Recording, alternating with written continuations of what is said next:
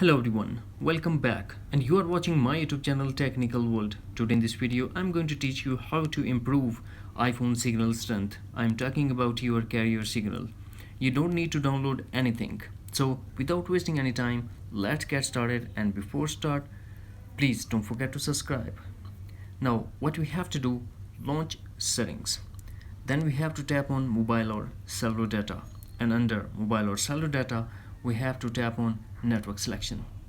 Now under network selection, automatic is enabled. First we have to disable automatic. Now select your carrier. I'm using Jazz, so I'm going to select Jazz. Now you can check the signal.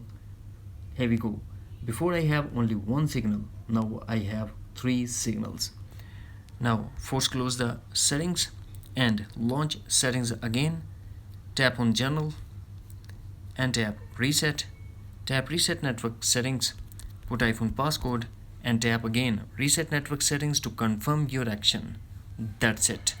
Hopefully friends, you found this video helpful, so please don't forget to subscribe, like and share with your friends and family. Thanks for watching. Take care. Bye bye.